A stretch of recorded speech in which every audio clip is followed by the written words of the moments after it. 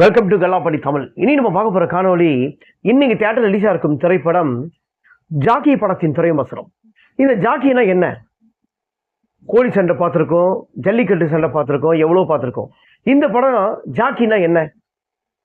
இந்த படத்தோட கதை என்னன்னு பார்க்கறதுக்கு முன்னாடி கல்லாப்படி தமிழ் யூடியூப் சேனல் மறக்காம சப்ஸ்கிரைப் பண்றேங்க, லைக் பண்றேங்க, ஷேர் பண்றேங்க. வாங்க பார்ப்போம்.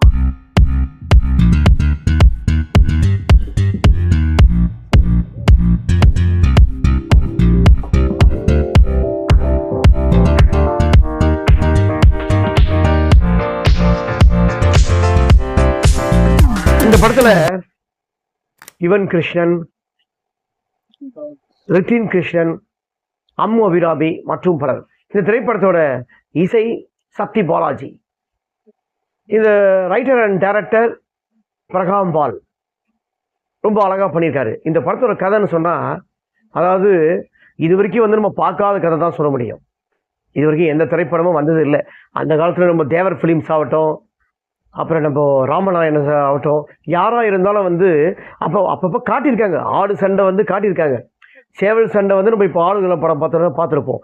ஆனால் இந்த திரைப்படம் வந்து ஜாக்கினா, அதாவது இந்த கிடா சண்டைன்னு வாங்க, அதாவது ஆடுகளுக்குள்ள முட்டிக்கிறது. அந்த ஆடுகளுக்குள்ள முட்டிக்கிற அந்த கிடா சண்டையை தான் அவங்களுக்குள்ள பணம் இருக்குதோ இல்லையோ, அந்த ஜாக்கியோட மெடல் ஜெயிச்சதுக்கு யார் வந்து அந்த ஜாக்கி மெடல் வாங்குறாங்களோ, அந்த மெடல் அவங்க கையில் இருந்தாவே அது ஒரு பெரிய கௌரவம். அப்படிதான் இந்த திரைப்படம். இந்த திரைப்படத்தில் கிட்டத்தட்ட இந்த படத்தோட வில்லன் வந்து கிட்டத்தட்ட வந்து ஒரு 7-8 வருஷமா வந்து அந்த ஜாக்கியோட மெடல் வந்து அவரே தான் வச்சிருக்காரு. இது வரைக்கும் யாருமே அவர் ஜெயிச்சதில்லை. அந்த மாதிரி வந்து அந்த மெடல் அவர் கையில் தான் இருக்கு. கதாநாயகன் வந்து ஷேர் ஆட்டோ ஓட்டுறவர். கதாநாயகன் ஷேர் ஆட்டோ ஓட்டினாலும் அவர் வந்து அந்த ஆடு சண்டை இதெல்லாம் வந்து அந்த காலத்துலேருந்து அவர் அப்பா தாத்தா காலத்துலேருந்து எல்லாம் இது பண்ணியிருக்காரு. இவர் என்ன பண்ணுறாருன்னா, அந்த பந்தயத்தில் இவரும் போய் கலந்துக்கிறாரு. இவர் கலந்துக்கிற உடனே அந்த 8 வருஷமா மோதி இந்த ஆடு வந்து பெரிய கிளாஷ் ஆடுதுல, ஆடோட அந்த கொம்பே வந்து வெளியே வந்துடும். அந்த அளவுக்கு ஒரு சண்டை பயங்கரமாக இருக்கும். இதுக்கப்புறம் அந்த மெடல் வந்து கதாநாயகன் கிட்ட போகுது.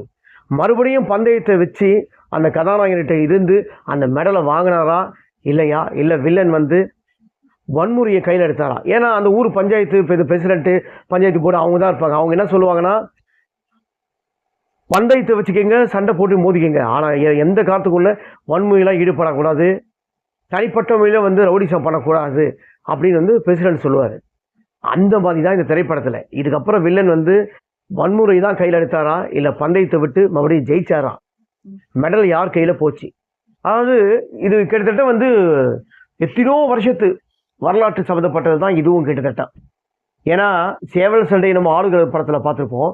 அந்த ஆடு சடனாக இந்த திரைப்படத்தில் நீங்கள் பார்த்தீங்கன்னா கூட ஒருவேளை ஆடுகளம் படத்துக்குள்ளதான் வந்துட்டோமோ அப்படின்னு சொல்லி நம்மள அறியாமல் ஒரு ஷாக் ஆகும்.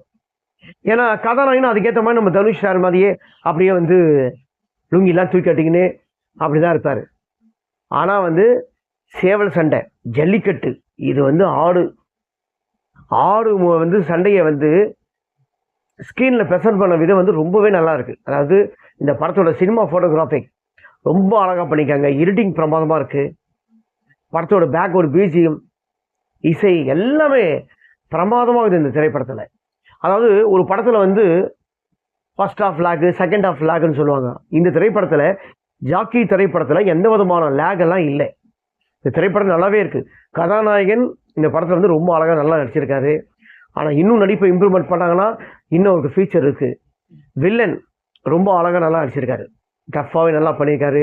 வில்லன் கூட வர சப்போர்ட்டிங் ஃப்ரெண்ட் ரோல் கேரக்டர்லாம் வந்து நல்லாவே நடிச்சிருக்காரு. ஆனால் இந்த படத்தில் வந்து வில்லனும் கதாநாயகனும் நிஜத்தில் வந்து சகோதரர்கள், அதாவது பிரதர், 2 பேரும் அண்ணன் தம்பிங்கன்னு சொல்லுவாங்க நிஜத்தில். ஆனால் இந்த திரைப்படத்தில் ஒரு எலியும் பூனையுமா இருப்பாங்க. ஏன்னா அவனோட ஆடு ஜெயிச்சிருச்சே, எப்போ பாரு வில்லன் சொல்கிற ஒரே டைலாக்டா, ஏய் ஷேர் ஆட்டோ, உன் தகுதிக்கு வந்து நீ என்கிட்ட மோதுறியா அப்படின்னுவான். எதுக்கத்தாலும் அந்த சொல்லுவான்.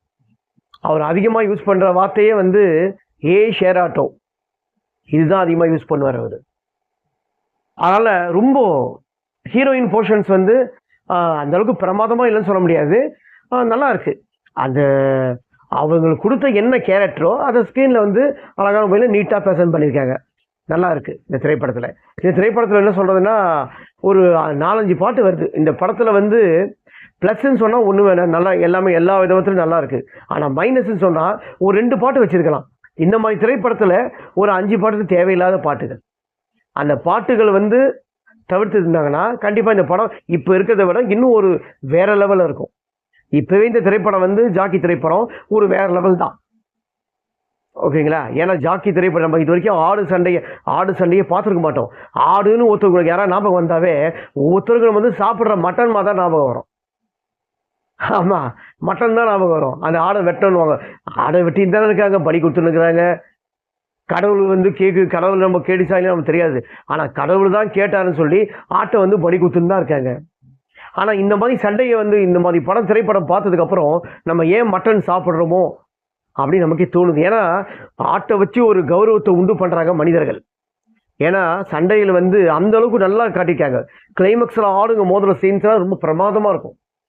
அந்த மாதிரி ஒரு ஆடு வந்து ஒரு சின்ன அடிப்பட்டா கூட கதாநாயகன் வந்து அந்த அளவுக்கு துடிக்கிறான். எப்படி அந்த மாதிரி துடிக்கும் போது நம்ம ஆடை வெட்டுறதுக்கு மனசு வராது. இனிமேல் எதிர்காலத்தில் நம்ம மட்டன் சாப்பிடாம இருந்தால் சரி. அதே மாதிரி இந்த திரைப்படத்தில் வந்து எப்படி நம்ம ஆடுகளம் படத்தில் சேவலை வந்து பந்தயத்துக்காக எப்படி ரெடி பண்ணுவாங்க, என்ன மருந்து கொடுப்பாங்க, அதே மாதிரி இந்த திரைப்படத்துலையும் கிட்டத்தட்ட வந்து ஆடை வந்து எப்படி மோத வைக்கலாம், எப்படி வந்து ஜம்ப் பண்ண வைக்கலாம், அது என்ன வந்து ஃபுட் கொடுக்கலாம், அதாவது தீனி சாப்பாடு என்ன கொடுக்கலாம்னு சொல்லிட்டு அது உண்டான தயார் பண்ணுற விதம்லாம் இந்த படத்தில் ஜாக்கி திரைப்படத்தில் ரொம்ப அழகாக அமைஞ்சிருக்கு. ஓகேங்களா? இன்னைக்கு ரிலீஸ் ஆன திரைப்படம் ஜாக்கி படம். இந்த ஜாக்கி படத்தை வந்து ஒரு தடவை வந்து தியேட்டரில் போய் பாருங்கள்.